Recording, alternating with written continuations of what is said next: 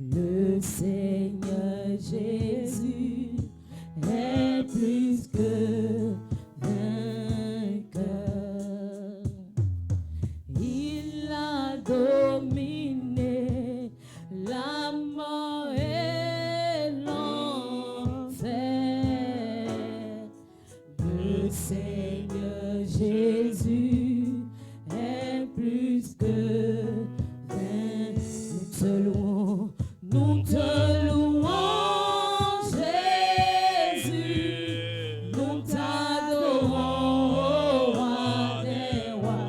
Alléluia. Le Seigneur Jésus est plus que vainqueur.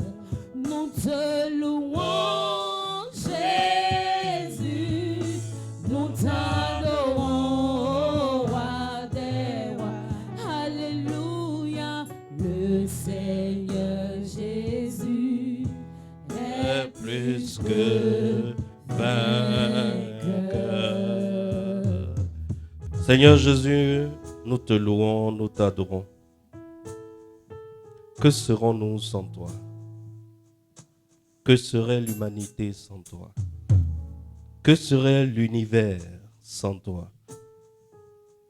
Aujourd'hui, tu nous as rassemblés parce que tu veux nous montrer qui a véritablement autorité sur la mort, qui a véritablement autorité sur l'enfer, qui a véritablement autorité sur le plus grand ennemi de la race humaine, celui devant qui tout le monde capitule, riche, pauvre, jeune, vieux, nourrisson, adulte, homme, femme.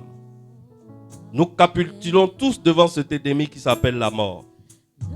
Mais tu nous as réunis aujourd'hui, ce matin, pour nous montrer qui a autorité sur la mort. Tu nous as réunis ce matin pour nous montrer l'unique qui a autorité sur la mort. C'est pour cela que réunis ce matin, nous te louons et nous t'adorons, Jésus. Car toi seul as vaincu le tombeau. Toi seul as vaincu la mort. Toi seul as vaincu l'enfer.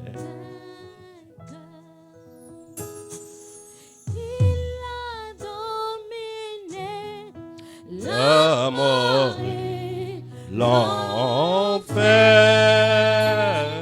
Le Seigneur Jésus est plus que vainqueur. Il a dominé la mort et l'enfer. Le Seigneur Jésus est plus que vainqueur. Nous te louons, Jésus.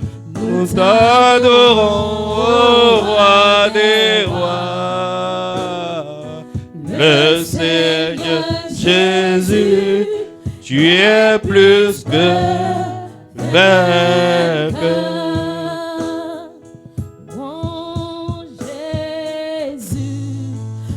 T'adorons, ô roi des rois.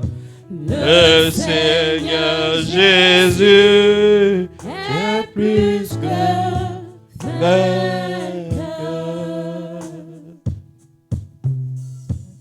Jéhovah est.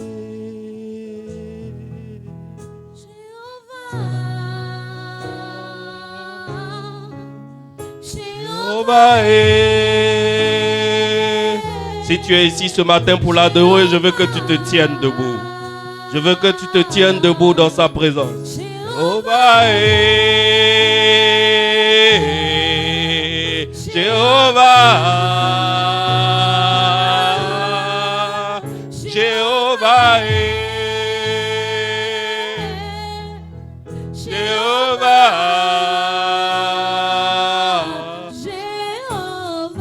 Tu es élevé. Tu es le Dieu très haut. Jéhovah, tu es élevé. Jéhovah,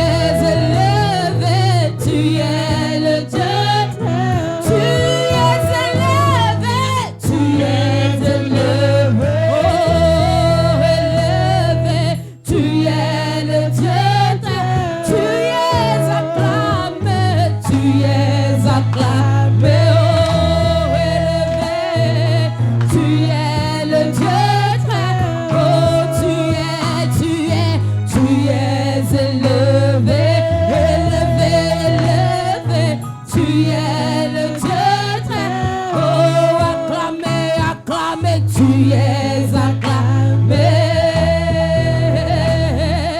Tu es le Dieu très haut, Jéhovah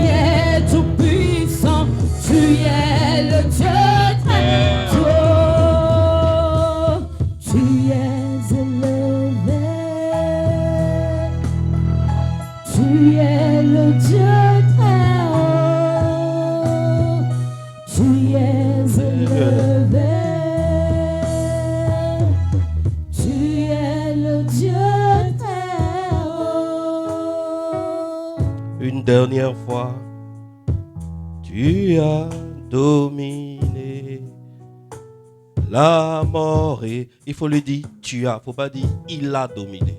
En adoration, on ne dit plus il a dominé. En adoration, quand tu dis il a dominé, il regarde le Seigneur Saint-Esprit, il dit mais les gars là, quel problème? Il s'adresse à moi, non? Dis-lui tu as dominé.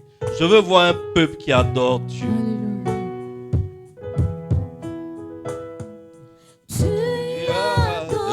Dominer la mort et l'enfer. Le Seigneur Jésus est plus que vainqueur. Tu as dominé la mort et l'enfer. Le Seigneur Jésus, tu es plus que vainqueur. Nous te louons, Jésus. Nous t'adorons, roi des rois. Alléluia. Le Seigneur Jésus, tu es plus que vainqueur. Nous te louons, Jésus, nous t'adorons, ô roi des rois. Le Seigneur Jésus, tu es plus que vainqueur. Tu as dominé les situations qui me dépassent. Le Seigneur Jésus, tu es plus que vainqueur. Tu as dominé la mort et l'enfer. Le Seigneur Jésus, tu es plus que vainqueur. Nous te louons, Jésus. Nous t'adorons, roi des rois. Le Seigneur Jésus, tu es plus que vainqueur. Le Seigneur Jésus, tu es plus que vainqueur. Alléluia. Seigneur Jésus, tu es vainqueur. Et ce matin, nous sommes venus comme des Jonas qui se dirigent vers leur Ninive. Et nous allons annoncer à Ninive que tu as vaincu le tombeau. que tu as vaincu la mort, que tu as vaincu les enfers. Seigneur Jésus, c'est ta volonté que les nations soient informées de celui qui a autorité sur la mort. Et ce matin, nous sommes venus pour annoncer à l'univers tout entier le nom de celui qui a autorité sur la mort. Tu n'as pas permis la mort, mais tu as autorisé la vie. Là où l'homme a dit, tombe et meurs parce que tu es mon ennemi, tu as dit à l'ennemi, tu seras confronté parce que celui-ci est mon fils. Et tu nous as donné la vie là où l'homme voulait la mort. Et lorsque tu étais en face de la mort, nous avons compris qu'il n'y a personne au-dessus de toi qui soit plus fort que la mort. Merci Jésus pour qui tu es. Merci Jésus pour le Dieu que tu es. Merci pour le Seigneur que tu es pour nos vies. Merci pour le roi que tu es pour l'univers tout entier. Le temps de gloire ce matin, ensemble élève la voix vers toi pour te donner notre gratitude et notre reconnaissance. Sois à jamais loué à cet endroit. Sois à jamais adoré à cet endroit. Que les voix se lèvent toujours de cet endroit vers toi. Seigneur, fais de cet endroit une porte du ciel. Une porte du ciel qui ne se fermera jamais. Un autel d'où s'élèvent des sacrifices pour toi. Un autel d'où s'élèvent des louanges pour toi, Seigneur. Fais de cet endroit un Bethel.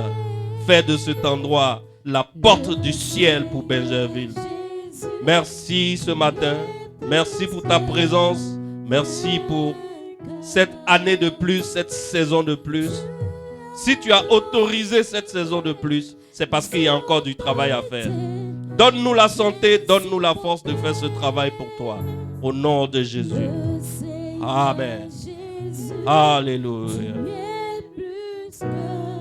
Alléluia. Alléluia. Amen. Amen, amen, amen, amen. On peut s'asseoir dans sa présence. Nous avons fini le culte. Parce que nous avons donné à Dieu ce qu'il aime. N'est-ce pas? Et tu vois, comme j'ai l'habitude de te le dire, il y a deux choses que nous sommes chargés de faire ici. Nous, les pasteurs qui sommes dans cette église, Dieu nous a donné deux missions. Et Dieu ne fait pas rentrer les gens dans cette église par hasard. Dieu fait toujours rentrer dans cette église des hommes qui le cherchent. Parce qu'ici, ne viennent que ceux qui ont soif. Si vous avez remarqué, quand quelqu'un vient dans cette église, quand cette personne n'a pas soif, elle ne reste pas. Vous n'avez pas remarqué? Quand cette personne n'est pas à la recherche de quelque chose, quand cette personne n'est pas dans une quête, quand la personne vit comme poulet, c'est-à-dire il se réveille matin, il mange, il fouille le sol, il gagne à manger, il trouve une poule là-bas, il grimpe sur elle, il fait des bébés, il est dessus 1 an, 2 ans, quand il est bien gros, on dit il y a fête, attrapez-le, attrapez-le. On l'attrape, on le gorge et puis on prend pour faire fête. Voici le sort d'un poulet. Et il y a des hommes et des femmes qui ont laissé leur vie, ils sont devenus de simples poulets pour les sorciers. Et quand l'heure des sorciers arrive de faire une fête, attrapez-le, attrapez-le, on dit il a eu mal à la tête, il est mort, bêtement. Parce qu'ils ne se sont pas connectés à la source de la vie. Parce que pour eux, la vie, c'est un jeu. Parce qu'ils n'ont pas compris que cette vie-là, c'est la guerre. La vie dans laquelle on est là, c'est la guerre. Il y a deux univers qui s'affrontent à travers chaque homme. Le monde des ténèbres et la lumière qui s'appelle Jésus-Christ. Quel est le camp que tu choisis? Si tu choisis le camp du monde des ténèbres, tu deviens un poulet. Un matin, les sorciers ont envie de faire une petite fête, ils viennent, ils te prennent, ils s'en vont. Pour toi, c'est fini. Jésus-Christ appelle ça, pour toi, c'est la nuit. Mais quand tu choisis le camp de la lumière, que tu deviens fils de la lumière, ma vie est un témoignage de ce que Jésus-Christ peut faire pour un homme et pour une femme. Jamais, jamais je ne pouvais imaginer, avant l'âge de 40 ans, Je te dis bien 40 ans. Jusqu'à ce que j'ai l'âge de 40 ans. Jamais je ne pouvais imaginer que moi, Kodjo Jules Dotsu, je vais être pasteur. Et que je vais enseigner l'évangile de Jésus-Christ aux foules. C'est maintenant, je comprends plusieurs années plus tard, combien de fois j'ai été en face de la mort et Dieu m'a toujours extrait. Parce qu'il savait ce qu'il voulait. C'est maintenant que moi je découvre. Mais lui, il savait depuis longtemps. Je me suis fait empoisonner quand j'étais jeune adulte. Je sais pas, je devais avoir 20 ans ou 21 ans. J'étais à l'université pour payer mes cours, pour pouvoir payer mon loyer et mes cours. Je suis parti enseigner dans un collège. Il y a un collège pas loin de ma maison. En plein mois de novembre, le professeur d'histoire-géographie est parti parce qu'il a eu le concours de l'ENA. Et le collège s'est retrouvé sans professeur d'histoire-géo. En ce moment, moi, j'étais inscrit en géographie. Et il y a quelqu'un dans le collège qui est venu me dire, si tu présentes ta candidature, ils vont te prendre. J'ai dit, ah bon, pourquoi? Il dit, non, tu enseignes bien. Je suis allé, j'ai présenté ma candidature. On était 3 ou 4 candidats, c'est moi qu'on a sélectionné. On nous a mis là et puis chacun a fait un cours d'histoire-géographie. Le fondateur de l'école était un inspecteur de l'éducation. Il était assis derrière et nous 4 là, nous 3 ou nous 4 là, on a fait un cours de géographie. On nous a donné 30 minutes. Quand on a fini, on m'a sélectionné. L'une des personnes a voulu m'éliminer. Il a mis du poison dans mon jus. Moi, j'étais... Est-ce que vous savez que j'ai pris le poison? Malheureusement pour lui, il a mis le poison dans un jus de citron. Or, le citron était l'antidote du poison qu'il a utilisé. Le poison a été neutralisé. C'est lui-même qui est venu avouer plus tard qu'il m'a empoisonné. Il a tenté de m'empoisonner, ça n'a pas marché. Il a avoué lorsqu'il faisait un témoignage de la grandeur de Dieu dans ma vie. Il avait dit qu'il a déjà essayé sur d'autres personnes, ça a marché. Quand je me suis converti, je suis passé à un cheveu de la mort. Parce que l'une des personnes les plus proches de moi n'a pas supporté que ma vie s'élève pendant que lui, sa vie s'abaisse. Et a tout fait pour essayer de m'éliminer. Un an, jour pour jour, après sa tentative pour m'éliminer, lui-même, il est mort. C'est aujourd'hui que je comprends que le Seigneur l'a enlevé. Si le Seigneur ne l'enlevait pas, je ne serais peut-être pas ici en train de parler de l'Évangile à des hommes et à des femmes tels que vous.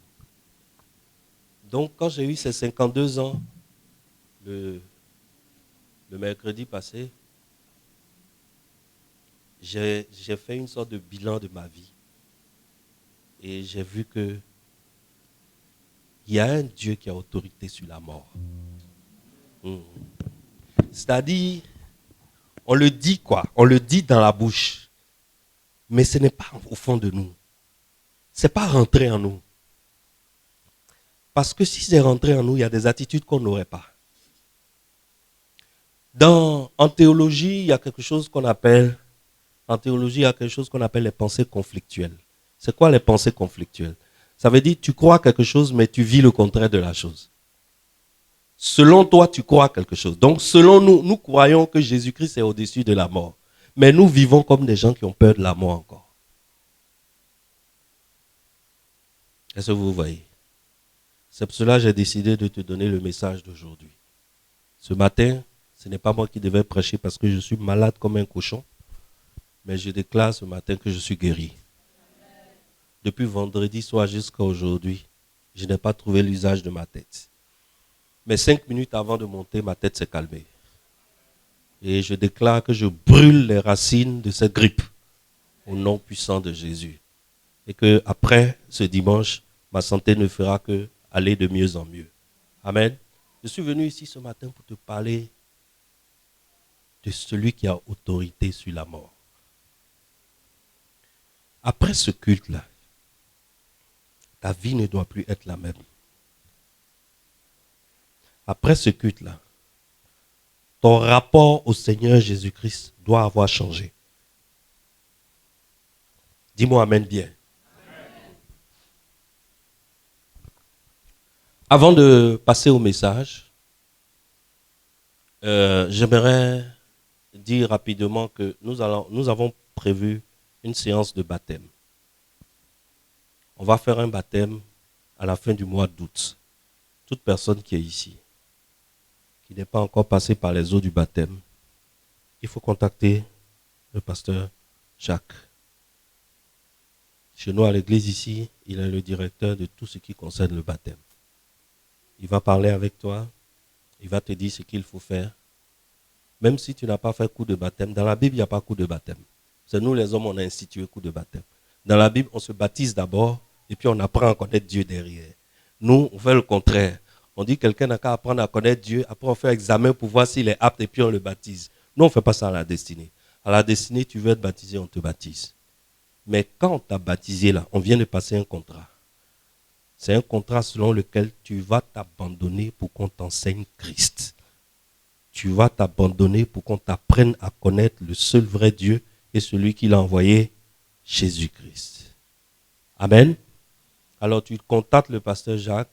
Nous sommes à 2 personnes sur la liste, mais je sais que la liste peut grandir. Alors viens voir le pasteur Jacques pour qu'on s'occupe de ton baptême. Amen. En ce qui concerne les autres annonces, le pasteur de service passera à la fin du message. Ce matin, je veux revenir un peu sur le message de Jésus dans Jean 9. N'est-ce pas? Dans Jean 9, nous avons parlé de ça longuement pendant 2 semaines. Jésus-Christ a rencontré avec ses disciples un aveugle-né. Et ses disciples ont posé une question très théologique. À la fin de l'histoire, Jésus-Christ a guéri l'aveugle-né. Et le gars qui n'avait jamais vu s'est mis à voir. Au lieu que cela fasse la joie des chefs religieux, les chefs religieux se sont sentis menacés par un homme qui a une telle puissance. Et il y a eu beaucoup de choses. On en a parlé pendant 2 semaines, on ne va pas revenir dessus. Mais dans le passage de Jean 2, pendant le déroulé de ce miracle, il y a un verset sur lequel j'aimerais qu'on revienne. Lisons Jean 9, le verset 4. Jean 9, verset 4. Je lis pour toi. Il faut que je fasse, tandis qu'il est jour, les œuvres de celui qui m'a envoyé. La nuit vient où personne ne peut travailler. Jésus dit qu'il faut qu'il fasse, pendant qu'il est jour, les œuvres de celui qui l'a envoyé. Qu'est-ce que Jésus est en train de nous dire par là? Jésus est en train de rappeler aux hommes, ô humains, ô chers hommes,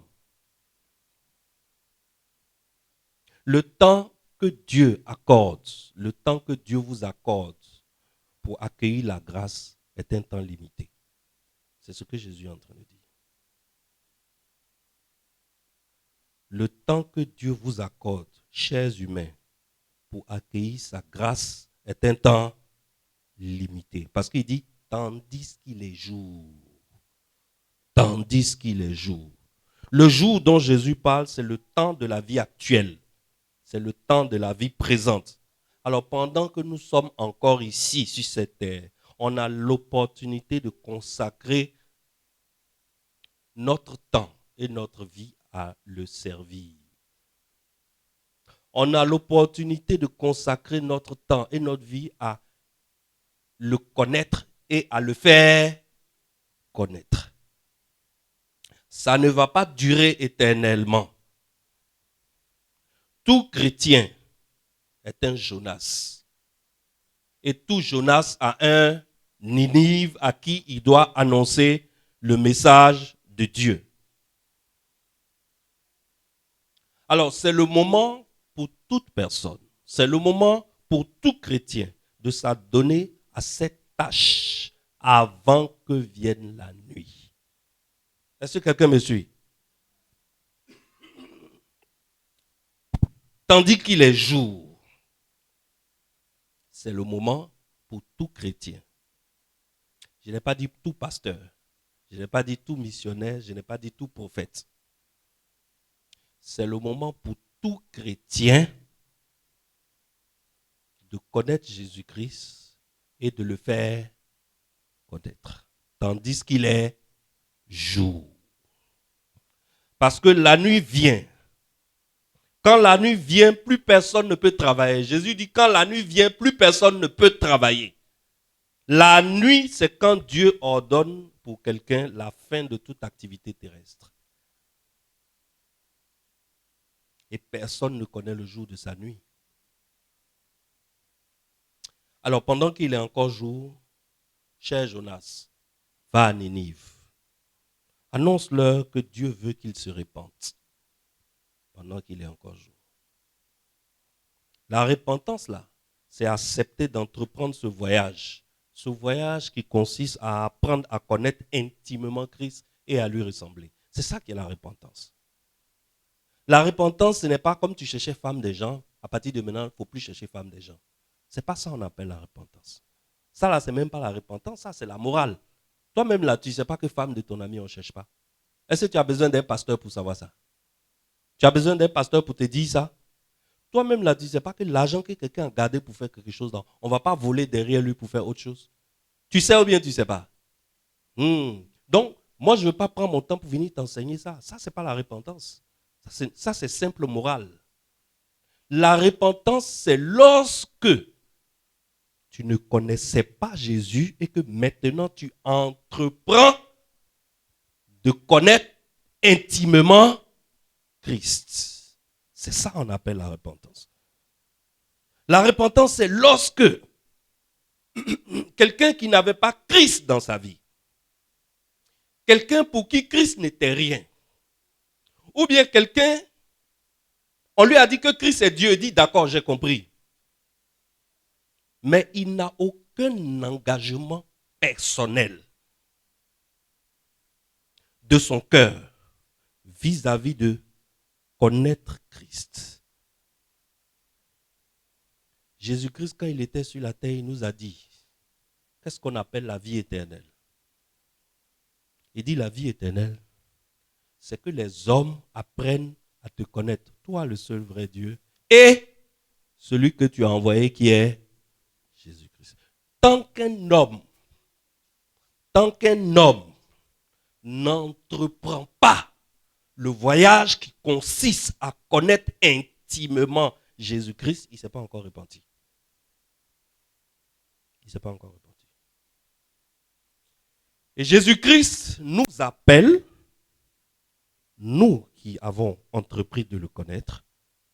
C'est pour cela que quand on connaît bien Christ, lorsqu'on commence à connaître Christ, ce n'est pas quelqu'un qui t'envoie. Tu t'envoies tout seul en mission.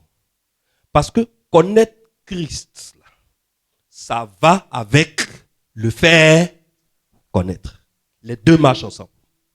Quelqu'un qui commence à connaître intimement Christ, il n'a pas besoin d'un pasteur sur sa vie pour lui dire va chercher des âmes avant qu'il cherche des âmes. Le pasteur vient et le pasteur constate que dans l'église, les gens se sont formés en réseau. Les gens se sont formés en petits groupes. Et les gens ont des programmes pour aller attirer ceux qui ne connaissent pas Christ. Il y a des gens dans des églises. Il y a des gens qui sont convertis, vont à l'église, mais ils ne connaissent pas Christ. Parce qu'ils n'ont pas entrepris intentionnellement l'activité qui consiste à connaître Christ. Connaître Christ là, un matin on se lève et puis on dit à partir de maintenant, le gars qu'on appelle Jésus-Christ là, je vais rentrer dans son intimité pour savoir il est qui au juste. Quand on dit Jésus-Christ, il s'agit de quoi au juste? Et la personne entreprend un voyage quotidien dans la présence de Christ. Et Jésus dit que tout ça, on le fait quand? Pendant qu'il est jour. Parce que la nuit vient où plus personne ne pourra faire ça. Alors, ne crois pas que tu as le temps. Mon frère, ma soeur, tu n'as plus le temps. Hein? Parce que connaître Christ, là, ça met du temps. Ça met du temps pour connaître Christ. Alors commence maintenant. Et tu vas voir que lorsque tu vas commencer à le connaître intimement, ce n'est pas quelqu'un qui va te forcer. C'est toi, quand tu vas regarder un voisin, tu vas dire, j'ai besoin que celui-là aussi soit sauvé. Quand tu connais Christ, tu te rends compte qu'on ne reçoit pas la grâce pour garder la grâce.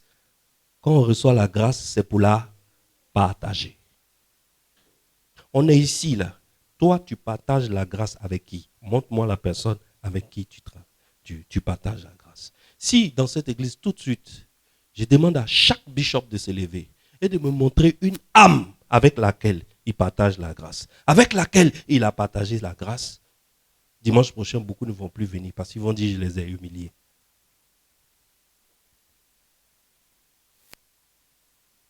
Alors Jean 9, 4 est un passage capital. Tandis qu'il est jour, il y a une aventure que tu dois commencer. Il y a un voyage que tu dois entreprendre. Il y a une quête que tu dois entreprendre. Cette quête, c'est quoi? Chercher à connaître intimement Jésus-Christ. Quand tu vas le connaître, là, tu vas voir qu'on ne va plus t'envoyer. C'est toi-même qui vas chercher quelqu'un pour le faire connaître. Voilà où je m'arrête sur Jean 9. Aujourd'hui, nous sautons un chapitre. On saute Jean 10. On va directement en Jean chapitre 11. Comme je ne suis pas trop en forme, je vais demander à quelqu'un pour m'aider pour la lecture. Adia, tu vas m'aider pour la lecture. Parce que nous allons lire l'histoire intégralement. Tu lis Jean chapitre 11, tout le chapitre. Tu vas lire du verset 1 au verset 8. Ensuite, tu sautes du 11, tu vas jusqu'au 44. C'est une histoire que nous connaissons. Mais aujourd'hui, tu vas te rendre compte que tu lisais, tu passais sur la surface. Il y a des choses cachées à l'intérieur. Ce miracle-là, c'est un panneau de signalisation très fort. Dans la Bible, ça clignote comme ça. Ça clignote comme ça. C'est en train d'annoncer quelque chose à l'humanité. Aujourd'hui, nous allons voir. Lecture, s'il vous plaît. Jean 11, partie du verset 1. Il y avait un homme malade, Lazare, de Béthanie, village de Marie et de Marthe, sa sœur. C'était cette Marie qui oignit de parfum le Seigneur et qui lui essuya les pieds avec ses cheveux, et c'était son frère Lazare qui était malade.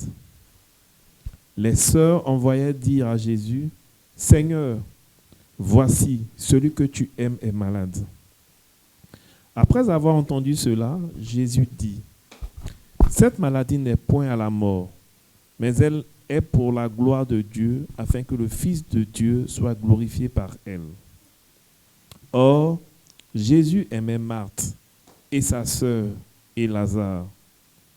Lorsqu'il eut appris que Lazare était malade, il resta 2 jours encore dans le lieu où il était. Et il dit ensuite aux disciples, « Retournons en Judée. » Les disciples lui dirent, 11. Après ces paroles, il leur dit, « Lazare, notre ami, dort. Je vais le réveiller. » Les disciples lui dirent, « Seigneur, s'il dort, il sera guéri. » Jésus avait parlé de sa mort, mais il crut qu'il parlait de l'assoupissement du sommeil. Alors Jésus leur dit ouvertement, « Lazare est mort. Et, à cause de vous, afin que vous croyiez, je me réjouis de ce que je n'étais pas là. Mais allons vers lui. » Sur quoi Thomas, appelé Didyme, dit aux autres disciples, allons aussi afin de mourir avec lui. Jésus, étant arrivé, trouva que Lazare était déjà depuis 4 jours dans le sépulcre. Et, comme Béthanie était près de Jérusalem, à 15 stades environ, beaucoup de Juifs étaient venus vers Marthe et Marie pour les consoler de la mort de leur frère. Lorsque Marthe apprit que Jésus arrivait, elle alla au-devant de lui, tandis que Marie se tenait assise à la maison. Marthe dit à Jésus, « Seigneur, si tu avais été ici, mon frère ne serait pas mort. Mais maintenant même, je sais que tout ce que tu demanderas à Dieu, Dieu te l'accordera. » Jésus lui dit, « Ton frère ressuscitera. » « Je sais, lui répondit Marthe, qu'il ressuscitera à la résurrection au dernier jour. » Jésus lui dit, « Je suis la résurrection et la vie. Celui qui croit en moi vivra, même s'il meurt. Et quiconque vit et croit en moi ne mourra jamais. Crois-tu cela ?» Elle lui dit, « Oui, Seigneur, je crois que tu es le Christ, le Fils de Dieu, qui devait venir dans le monde. » Ayant ainsi parlé, elle s'en alla. Puis elle appela secrètement Marie, sa sœur, et lui dit, « Le Maître est ici, et il te demande. » Dès que Marie eut entendu, elle se leva promptement et alla vers lui. Car Jésus n'était pas encore entré dans le village, mais il était dans le lieu où Marthe l'avait rencontré. Les Juifs qui étaient avec Marie dans la maison et qui la consolaient, l'ayant vue se lever promptement et sortir, la suivit, disant, « Elle va au sépulcre pour y pleurer. » Lorsque Marthe fut arrivée là où était Jésus et qu'elle le vit, elle tomba à ses pieds et lui dit, « Seigneur, si tu avais été ici, mon frère ne serait pas mort. » Jésus, la voyant pleurer, elle et les Juifs qui étaient venus avec elle, frémit en son esprit et fut tout ému. Et il dit, « Où l'avez-vous mis ?» « Seigneur, lui répondirent-ils, viens et vois. » Jésus pleura. Sur quoi les Juifs dirent, « Voyez comme il l'aimait. » Et quelques-uns d'entre eux dirent, « Lui qui a ouvert les yeux de l'aveugle, ne pouvait-il pas faire aussi que cet homme ne meure point ?» Jésus, frémissant de nouveau en lui-même, se rendit au sépulcre. C'était une grotte et une pierre était placée devant. Jésus dit, « ôtez la pierre. » Marthe, la sœur du mort, lui dit, « Seigneur, il sent déjà, car il y a 4 jours qu'il est là. » Jésus lui dit, « Ne t'ai-je pas dit que si tu crois, tu verras la gloire de Dieu ?» Ils ôtèrent donc la pierre. Et Jésus leva les yeux en haut et dit, « Père, je te rends grâce de ce que tu m'as exaucé. Pour moi, je sais que tu m'exauces toujours, mais j'ai parlé à cause de la foule qui m'entoure, afin qu'ils croient que c'est toi qui m'as envoyé. » Ayant dit cela, il s'écria d'une voix forte, « Lazare, sors !» Et le mort sortit, les pieds et les mains liés de bandes, et le visage enveloppé d'un linge. Jésus leur dit, « Déliez-le et laissez-le aller. » Est-ce qu'on peut prier? Seigneur notre Dieu, ce jour-là, nous n'étions pas là-bas. Mais cette histoire a été rapportée dans la Bible pour nous. Surtout pour nous qui n'étions pas là. Et ce qui me marque dans cette histoire, c'est quand tu dis, si tu crois, tu verras ma gloire. Seigneur, nous sommes venus te dire ce matin que nous qui sommes assis ici, nous croyons. Nous croyons. Nous croyons que tu es celui qui a autorité sur la mort. Seigneur, viens nous parler. À travers ce miracle, il y a des vérités profondes. Nous voulons les déterrer. Et nous voulons les intégrer à nos vies. Nous voulons les intégrer à notre psyché, à notre esprit. Et nous voulons marcher avec cette vérité dans la vie de tous les jours. Enseigne-nous ce matin au nom puissant de Jésus. Amen. Amen. Une histoire que nous connaissons, non? Jésus a appris que Lazare est malade. Le Lazare en question, c'est quelqu'un que Jésus aimait. Et comme il est malade, les sœurs de Lazare envoient un message à Jésus.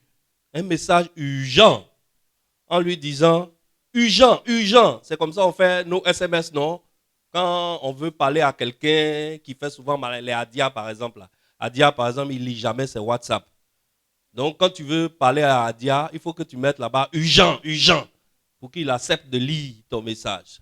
Et ils envoient un message, ils disent, urgent, urgent, Seigneur, celui que tu aimes est malade. Mais Jésus, bien qu'ayant entendu cet appel au secours, il est resté là où il était pendant 2 jours de plus, sans bouger, sans paniquer, sans se précipiter, comme s'il n'avait pas reçu un message urgent. Et Jésus a attendu que Lazare soit mort depuis 4 jours. Pourquoi Jésus attend que Lazare soit mort depuis 4 jours avant de se bouger? Nous allons le voir tout à l'heure. Lorsque Jésus arrive enfin à Béthanie, qui est le village de Lazare, l'une des sœurs de Lazare qu'on appelle Marthe, elle vient à sa rencontre sur la route et elle parle avec chagrin et confusion. Elle dit, Seigneur, si tu avais été ici, mon frère ne serait pas mort. Parce que cette dame, elle croyait en Jésus.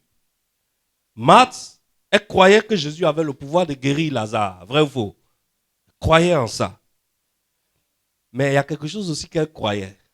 Quand tu lis bien la phrase, elle dit, Seigneur, si tu avais été ici, mon frère ne serait pas mort.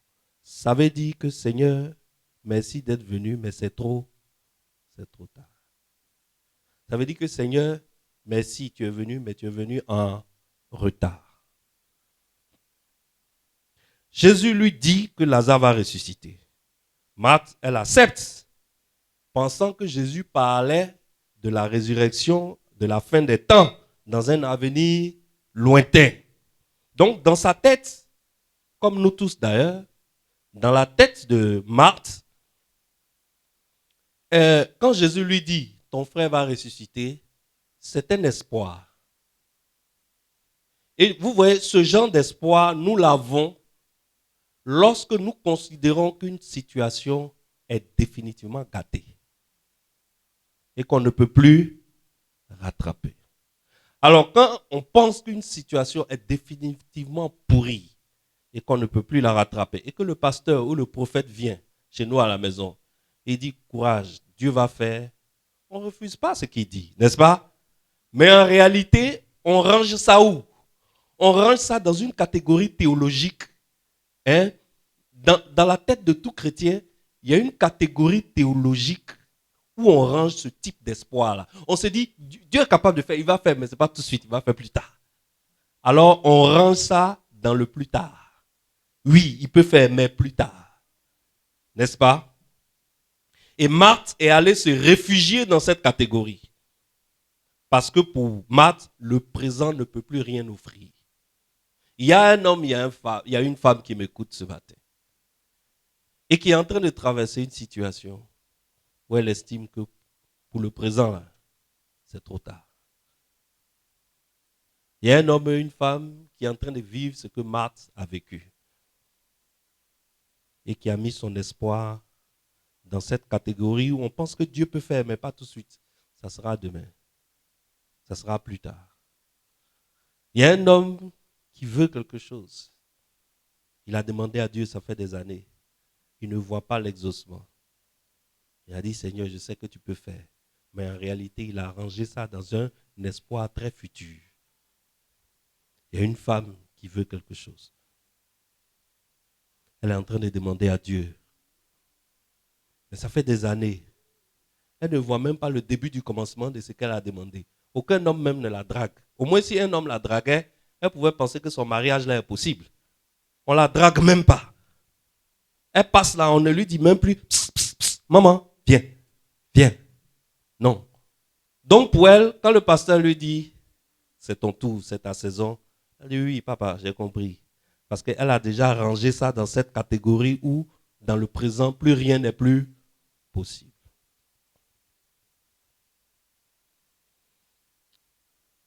Jésus va dire quelque chose qui va tout changer. Et ce que ce Jésus dit, j'annonce qu'il le dit aussi dans ta vie. Et que si tu crois ce matin, tu vas le recevoir. Jésus dit à Marthe, je suis la résurrection et la vie.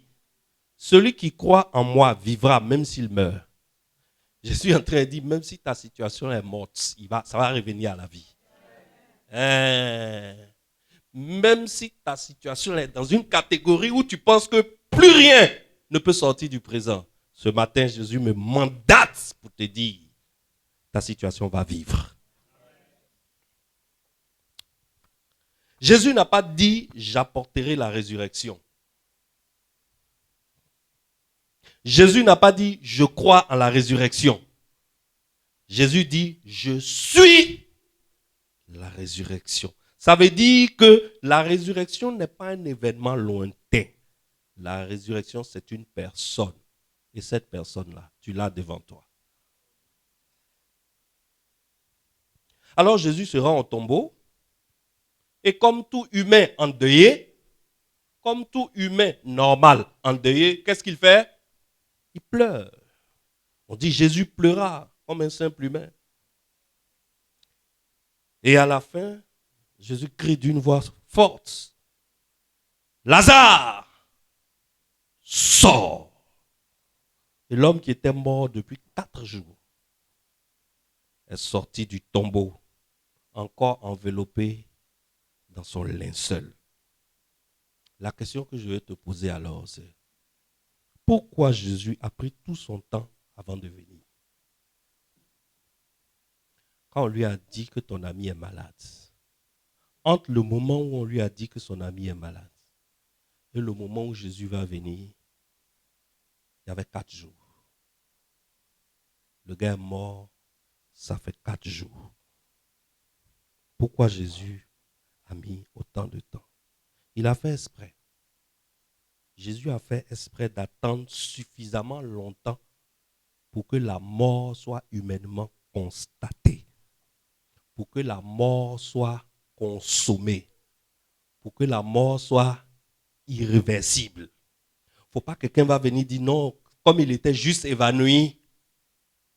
Jésus a fait exprès pour mettre 4 jours. À 4 jours, le corps est déjà pourri. Ça sent déjà. C'est ce que Marthe lui a dit. Le corps sent déjà. Le corps n'a plus de consistance. On peut plus. Si tu touches le corps, à 4 jours, si tu touches le corps mort sous la chaleur du Moyen-Orient, si tu mets ton doigt, ça rentre. C'est décomposé. Les asticots ont commencé leur travail. Tout le sang qui était dans le corps va vers le bas, là où, vers le dos. Et tu vois le dos là, c'est tout vert. La verdure là, ça commence sur le ventre. Et puis ça rentre. Jésus a attendu qu'il ne soit plus possible de discuter. Ce miracle-là, c'est un miracle très, très, très important dans la Bible parce que c'est une confrontation directe de Jésus avec l'unique ennemi devant lequel tout humain ploie le genou. Et cet unique ennemi-là, c'est quoi? C'est la mort. Ici, la mort avait totalement vaincu Lazare. La mort avait totalement avalé Lazare. Il n'y avait plus aucun doute. Il n'y avait plus d'ambiguïté. Il n'y avait aucune chance d'erreur de diagnostic. 4 jours dans un tombeau au Moyen-Orient, il n'y a plus aucun doute. Mais d'un seul mot, qu'est-ce que Jésus a fait? Jésus a annulé tous ces phénomènes physiques. D'un seul mot. Ce matin, je viens de la part du Seigneur Jésus-Christ pour annuler d'un seul mot tout ce qui était mort dans ta vie.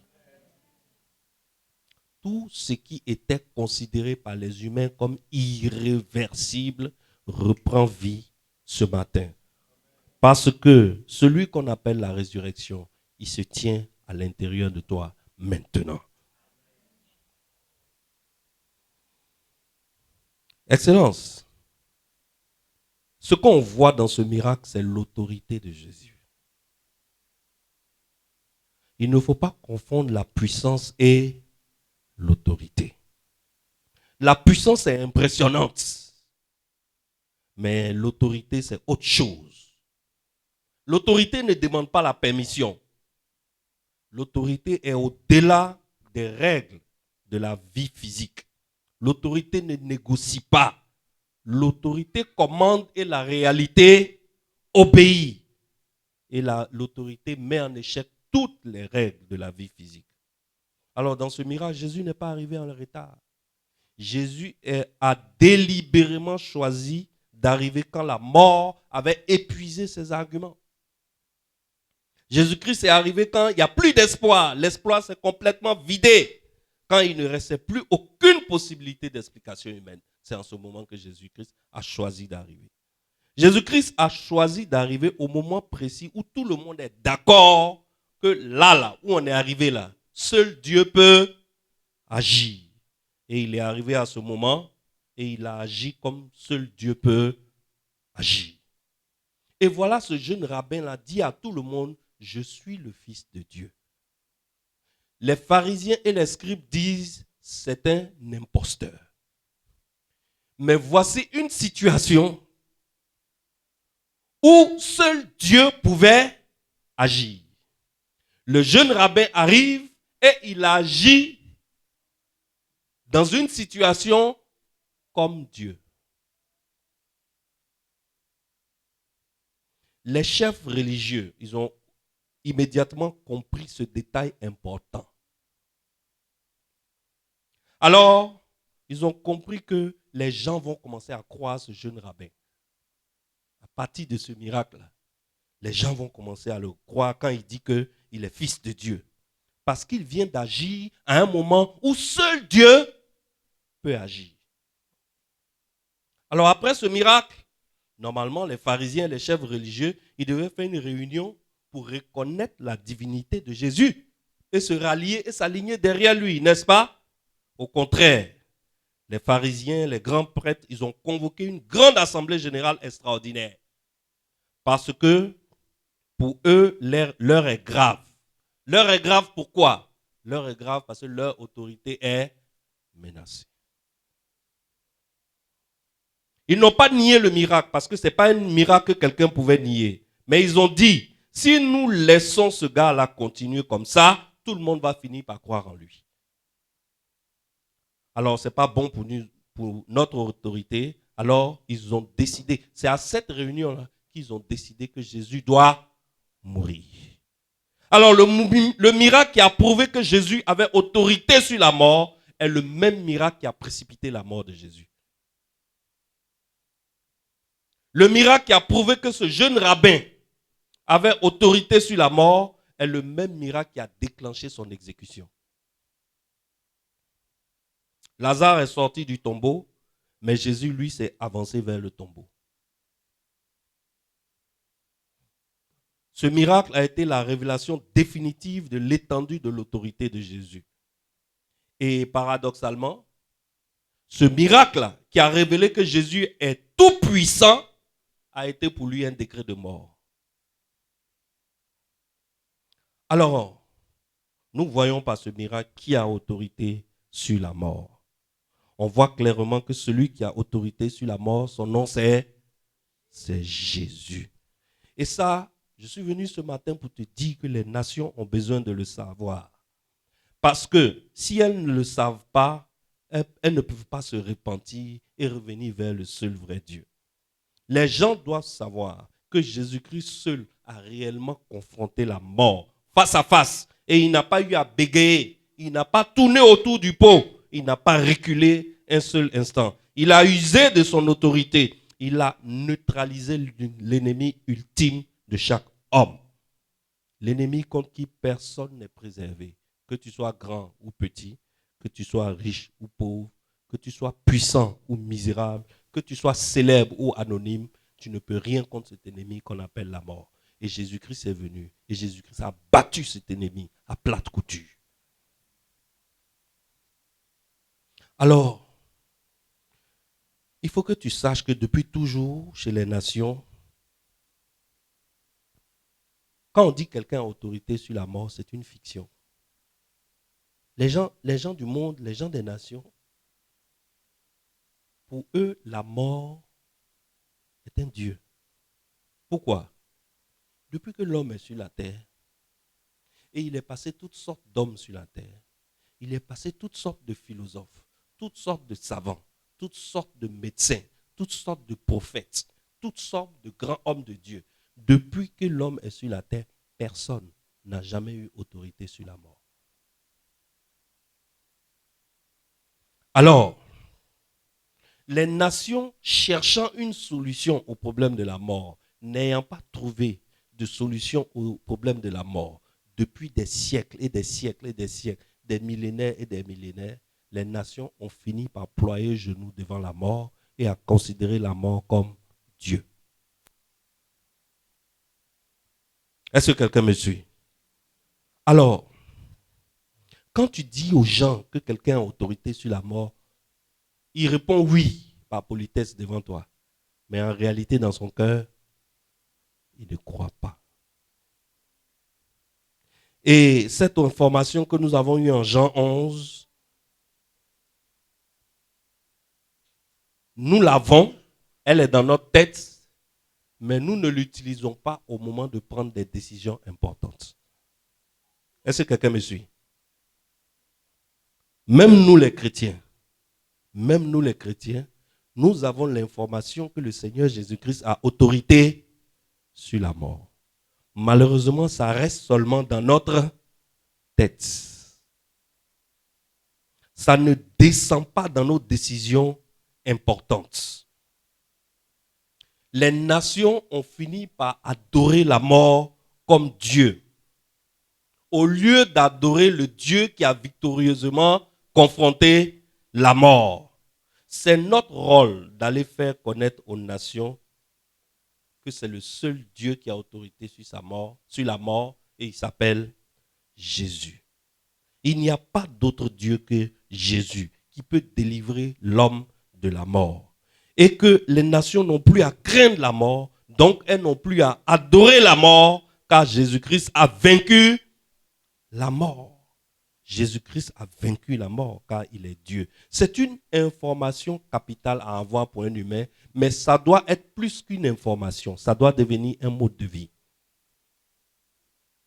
Il s'agit d'emmener les nations à intégrer à l'intérieur d'elles que désormais il existe quelqu'un qui a autorité sur la mort. Et cette information doit t'aider lorsque tu prends des décisions importantes dans ta vie. Parce que tu vois même les chrétiens agir parfois lorsque la mort se manifeste et tu te poses la question, est-ce que c'est le même chrétien-là qui parle de Jésus qui a réveillé Lazare alors que Lazare était pourri dans la tombe? Il enseigne ça aux gens à la radio, il enseigne ça aux gens à la télévision, il enseigne ça aux gens chez lui à l'église, mais lorsque ça arrive dans sa vie et qu'il doit prendre une décision, il fait comme s'il ne sait pas que Jésus-Christ a autorité sur la mort.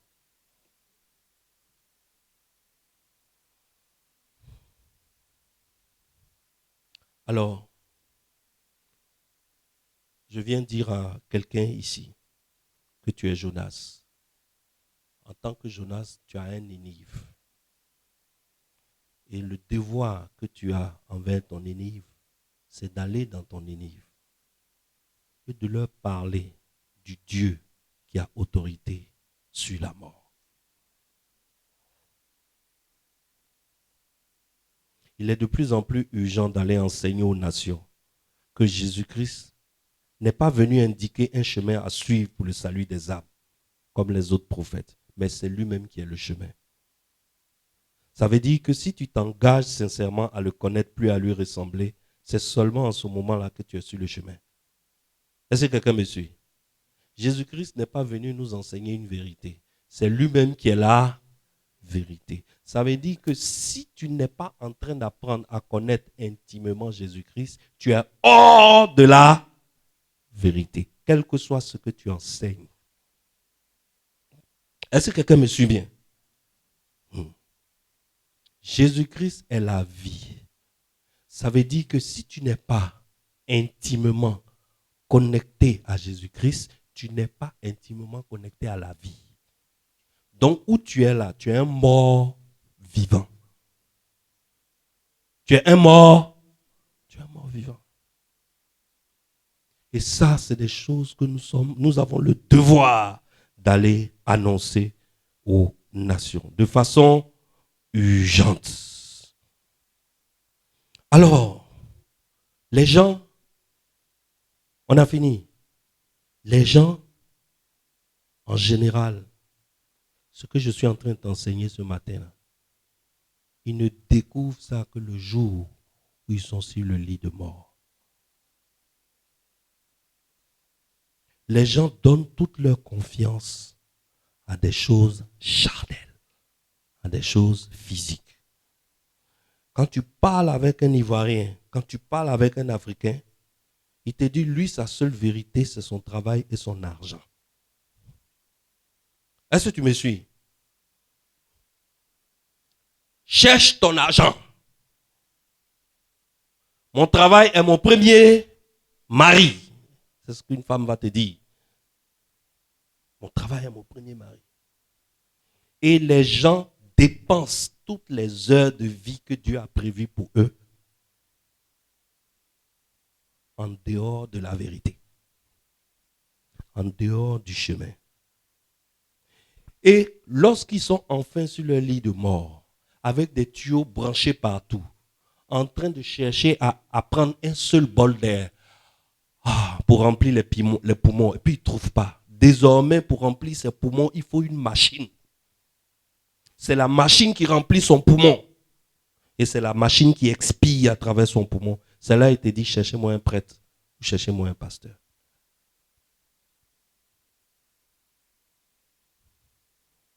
Parce que maintenant, il a en face de lui l'ennemi ultime de l'homme. Et il le voit maintenant face à face.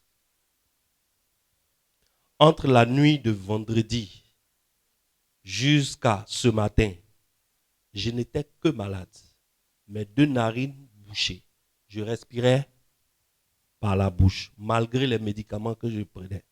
Les gars, à un moment, quand je suis rentré dans la douche ce matin, à 2h du matin, j'ai dit, il faut que je donne le code de ma carte bancaire à ma femme.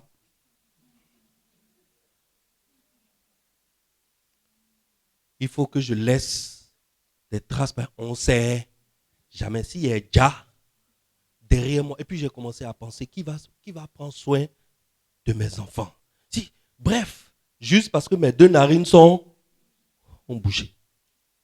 Imagine quelqu'un qui sait qu'il ne lui reste que quelques heures à vivre. Il a passé toute sa vie à courir derrière des choses totalement inutiles lorsqu'on est face à face avec l'ennemi ultime. L'ennemi ultime s'appelle la mort. Et l'homme vit comme s'il n'a pas un ennemi ultime. Pourquoi? Parce qu'aujourd'hui, l'air vient et on le prend aisément sans l'aide d'une machine. Et quand on te dit, il y a une seule personne, il y a un seul Dieu qui a autorité sur la mort, en réalité, ça te fait ni chaud, ni froid. Pourquoi? Parce qu'aujourd'hui, l'air vient et tu le prends aisément. C'est là maintenant, le gars, il est branché de partout. Il a des millions de dollars qui dorment sur un compte. Mais il se rend compte que ces millions de dollars ne lui servent même plus à prendre un seul bol d'air pour vivre. C'est en ce moment-là, il dit, cherchez-moi un pasteur. Tu veux que le pasteur aille faire quoi? Lui, c'est son offrande, il cherche. Le pasteur va dire, tu es sauvé, reçois Jésus. Dis, je reçois. Dis, comment on dit, la phrase là, Jacques, comment on dit ça avant de faire les baptêmes là? Est-ce que tu reçois Jésus-Christ comme ton Seigneur, ton Sauveur? Oui, je le reçois. Et puis il est là en bas de la machine là. Oui, yes. Pourquoi? Parce que c'est maintenant qu'il voit la mort. Et c'est maintenant qu'il se rend compte qu'il a besoin, il a besoin de quelqu'un qui a autorité sur la mort. Alors Jésus-Christ nous a donné le miracle de Jean 11 pour que nous n'attendions pas ce dernier moment-là pour aller chercher un pasteur ou un prêtre pour faire allégeance, pour nous prosterner devant celui qui a autorité sur la mort. L'aveugle né, lorsque Jésus-Christ l'a guéri, les gens l'ont chassé de la synagogue. Jésus-Christ l'a cherché, Jésus-Christ l'a trouvé. Lorsque Jésus-Christ l'a trouvé, Jésus-Christ lui a dit, est-ce que tu connais le Fils de Dieu? Il dit, si je ne le connais pas, Jésus-Christ dit, le voici devant toi. Qu'est-ce que l'aveugle a fait? Il s'est prosterné. Est-ce que je peux appeler un homme et une femme ce matin à se prosterner devant l'autorité, la puissance de celui qui a autorité sur la mort? Cette prosternation que je veux là, ce n'est pas la prosternation de tes genoux physiques. C'est la prosternation de ton cœur. Est-ce que tu as vraiment prosterné ton cœur devant celui qui a autorité sur la mort? Afin que, si demain tu croises l'ennemi de l'homme, qui s'appelle la mort, sur ton chemin, que ton cœur ne batte pas. Que tu saches que le Dieu que tu adores a autorité sur cet ennemi-là. Et que tu ne te laisses pas aller à des compromissions. Que tu n'acceptes pas des choses que tu ne dois pas accepter. Il y a des gens, à l'heure de leur mort, après avoir servi Jésus-Christ toute leur vie, à l'heure de leur mort, c'est là qu'ils vont aller faire cérémonie des idoles au village pour se prosterner devant l'esprit de la mort. Ça veut dire que tu as marché toute ta vie, selon toi, avec Jésus-Christ, sans le connaître. Sans le connaître. Alors, qui a autorité? Qui est le sauveur qui a autorité sur la mort? Comment il s'appelle, le sauveur qui a autorité sur la mort? Il s'appelle Jésus-Christ. Et Jésus-Christ, là, c'est lui ton Dieu. Alors, je suis venu pour te dire, si tu n'es pas engagé personnellement en ce moment où on parle, tu n'as pas pris l'engagement intentionnel de le connaître intimement, tu n'es pas encore sur le chemin. Tu as donné dos à la vérité. Tu peux être à l'église tous les dimanches régulièrement, mais tu n'es pas encore sur le chemin. Tu peux être responsable d'un département à l'église et faire très bien ton travail, et puis ne pas être dans la vérité. Parce que tu n'as pas entrepris de connaître intimement Jésus-Christ. Il est le chemin, il est la vérité et il est la vie. Amen. Alors fais attention. Ne commets pas l'erreur d'attendre le jour où il est en face de toi, où l'ennemi ultime est en face de toi, pour dire cherchez-moi un pasteur, cherchez-moi un prêtre. C'est maintenant que tu dois démarrer le voyage qui te permet de te rapprocher pas après pas, image après image, jour après jour, de l'image de Jésus-Christ qui est à la croix. Et chaque jour doit te rapprocher un peu plus de la croix. Donc, église là, ce n'est pas un endroit où on vient pour plaisanter. L'église n'est pas un endroit où on vient pour se divertir. l'église est l'endroit le plus sérieux au monde.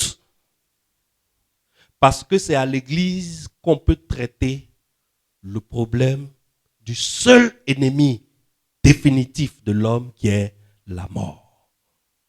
Et celui qui a traité ce problème pour nous, il s'appelle le Seigneur Jésus-Christ. Est-ce que quelqu'un ici peut acclamer pour ce Seigneur qui a vaincu la mort? Il a vaincu le tombeau. Il a vaincu les enfers. Lazare qui était pourri, il a ramené à la vie avec un seul mot. Lazare, sors! Et la mort s'est prosternée devant sa face. Alléluia. Acclame encore pour ce Dieu. Il s'appelle Jésus-Christ de Nazareth. Amen. Amen.